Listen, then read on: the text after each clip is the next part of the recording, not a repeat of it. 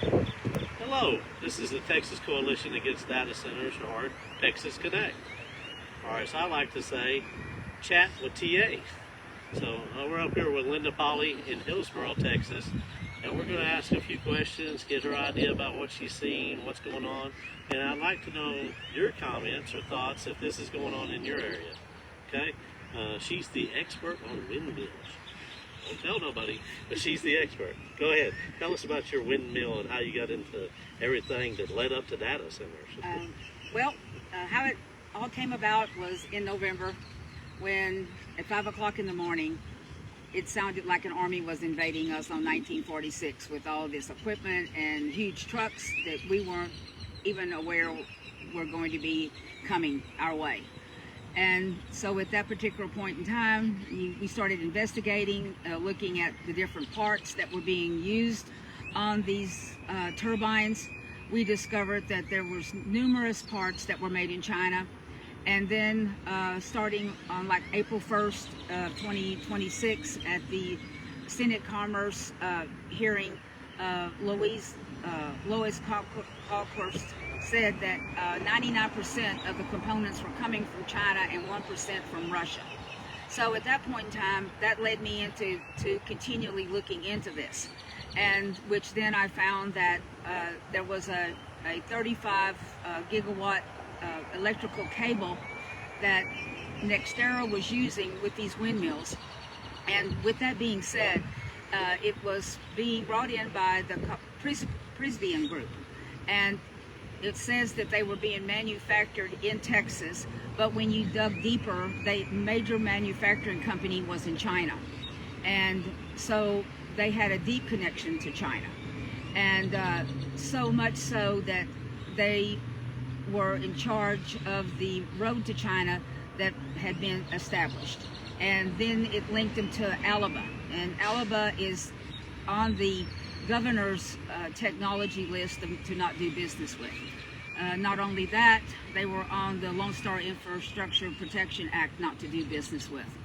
So at this point in time, it's quite apparent, as Seeley said on the hearing with ERCOT, there's no boots on the ground to inspect these parts to make sure that they're not coming from China. So with this NextEra project, there's cameras on the tips of these blades, and they say that they're for wildlife and that type of thing, or to see if something has broken on the windmill itself. But the concern here is that those cameras can be turned into surveillance. And some of these turbines are only 500 feet away from people's homes. And so at this point in time, if you can activate those, and they also have a double sensor where it can record sound. So who's to say that it's not a Chinese infiltration of our infrastructure, and that at this point in time we've got 108 windmills here in Hill County that could be possibly giving up all our secrets and monitoring everything that we're doing. Besides that, what about the way they put them up and the ground that they're on? Well, here in Hill County, in a vast majority of the county, we have what's called black monolithic clay, and the ground swells and it shrinks. And for even foundations, you were always told that you needed to remove, part of the dirt and then bring in lime stabilization. Well, they've just been removing the dirt and then pouring the concrete into the ground, and there's no stabilization. And so now apparently there was word that there had been issues with the geographics that they had been doing, and also the soil testing. And so now they had been bringing out lime and scratching lime on the top of the soil. That's not going to work, guys. And so it's just a matter of time before they start tipping over. And we just all hope that it's sooner than later, and that it doesn't fall on one of these poor, unfortunate people's houses. That's true. That's very true. And the way I understand it, when they were doing that, they also hit some water. Oh, they hit a water vein.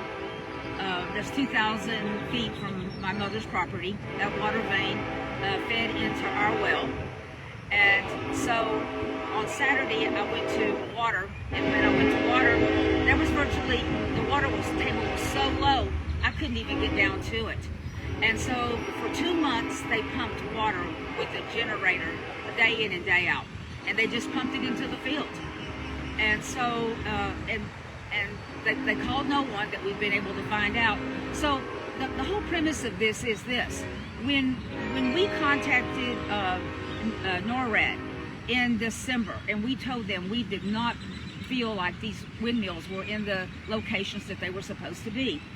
And NORAD told us, well, there had been an amendment filed, but when we asked for that amendment never was given to us, and the next day, the entire moratorium that they had submitted to NORAD had been scrubbed. And so they're just not following protocol, and they're just slapping them up as quick as they can. And now they're working at night because we understand that there's a deadline that they're going to have to meet. So how safe is that at nighttime, putting these things up? It seems pretty odd that NORAD plus the FFA in all these places, in case we had to do a landing zone coordinator situation for an emergency, evacuate somebody out of an area over there where you're talking about a family that was hurt or sick, these things are in the wrong place. So the firefighters and emergency management people may not even have the right coordinates, really. That's exactly correct. And there's one gentleman over in the Brandon area. He's had a landing strip in a mini airport for quite some time. And NORAD told him that he wasn't important. They didn't consider the fact that he was going to be needing to land his plane and take off. So how does that work? I don't know. To me, it sounds like big government, little government, state government. Everybody's not coordinating together to listen to we, the people. Comments? Anybody? Thoughts? Ideas? Is this happening in your area? Let us know. Y'all want to remind them about next week? Yes, next week, June 23rd, Tuesday, I'd like to visit with all of you folks out there. You over there sitting on the couch, I see you. You over there sitting on the sofa, and whoever that is drinking the tea too. So come on down to Austin, Texas, because they're going to have, we posted it on the line, they're going to be talking about water at the Texas National Commission on Resources. Come down there and talk to your representatives, talk to the committee, let them know what you think and get your opinions out there. Let them know that your votes are counted and what's going on with this thing. And just remember, everyone, you can't drink data and you can't eat wind. That's true. That's right.